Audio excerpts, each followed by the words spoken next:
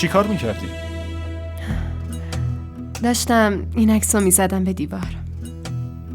باید میگفتی خودم میزدمش. ببین دستت زخم شد.